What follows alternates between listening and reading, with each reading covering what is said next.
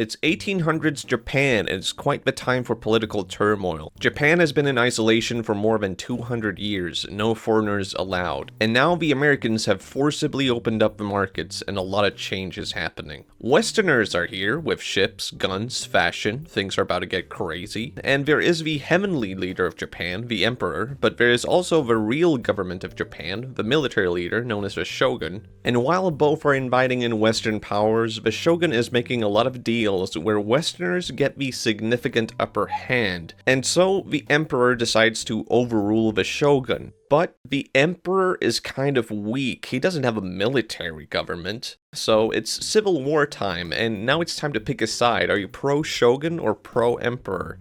And now that you have picked a side, you're going to get assassinated. Everyone, whether they are pro-Shogun or pro-Emperor or have the vaguest concept of politics, they're going to get assassinated. It's just what the political landscape was like back then. Sakamoto Ryoma is a former samurai and proud anti-Westerner, and while not necessarily a fan of assassinating people, he does like to think big. So he's going to aim high and end all of this once and for all. Therefore, he's gonna go straight to the home of Katsu Kaishu, a big-time Navy admiral and a government official for the Emperor, to assassinate him.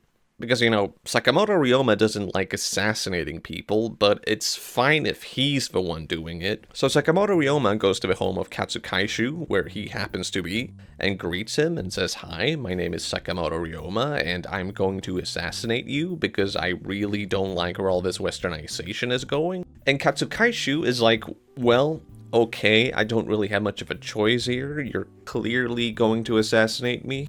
But would you be willing to hear me talk about the Navy before I go? And after that, you can just kill me." And Sakamoto goes, "Yeah, sure, the Navy, whatever, but after that, you get assassinated." And Katsu Kaishu starts talking about how, as a result of 200 years of isolation, Japan is hundreds of years behind in Navy technology. Westerners have big guns on their ships that can sink anything that Japan has. And while Western influence is bad, completely expelling Western influence is only going to set up Japan to become weaker and weaker until the entire nation gets invaded. And Sakamoto Ryoma is like, "Well, damn, that's a really good point."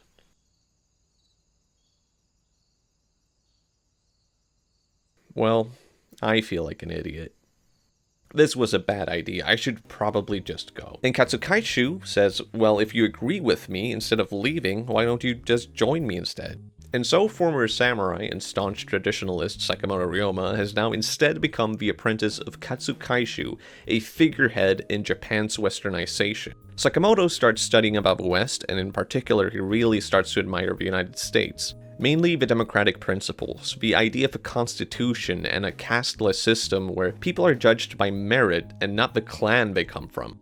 And he decides to show his infatuation with the US not just by studying a lot of its culture, but also by wearing his traditional garments while strutting around town in leather boots and holding a revolver. Probably a complete badass by his own accord, but a complete culture clash to any onlookers. But the shogun is growing anxious about these dissenters like Sakamoto, so Sakamoto flees the province before someone comes to assassinate him. But what can you do to stir the pot a bit in your favor? So he goes to Kagoshima to visit two clans, the Satsuma clan and the Choshu clan, and despite the fact that they are both anti-shogun, they have a historical rivalry that is so bad that it's considered irreconcilable. But in comes Sakamoto Ryoma, and he decides he's going to mend this difference. So he goes to the Choshu clan and says, "Hey, did you guys know that the Satsuma clan have a lot of guns? They have all these shipments coming in from the west.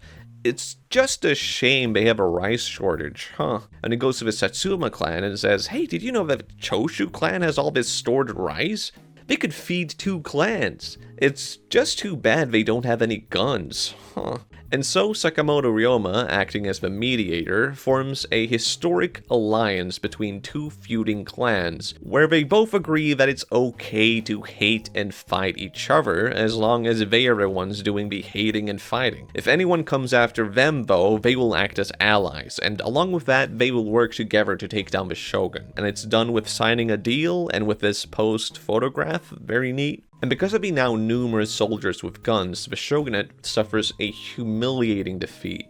4,000 soldiers take on approximately 100,000 to 150,000 soldiers, and they win with minimal losses. This is seen as sealing the fate of the shogunate. How is the shogun ever going to recover from a loss like this? And other clans in Japan are now very anxious to make a settlement between the shogun and the emperor, because otherwise the leading figure in Japan will be neither the emperor or the shogun, but the previously unthinkable alliance between the Satsuma and Choshu clans as orchestrated by Sakamoto Ryoma. And so the clans decide to send Sakamoto Ryoma to deal with the resignation of the shogun, and he promptly resigns. The military government is gone, and the emperor is now the official ruler of Japan.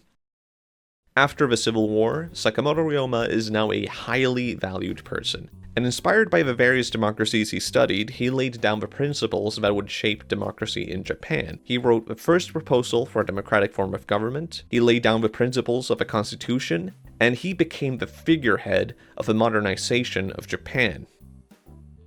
And then he got assassinated. Because that's just what happened back then.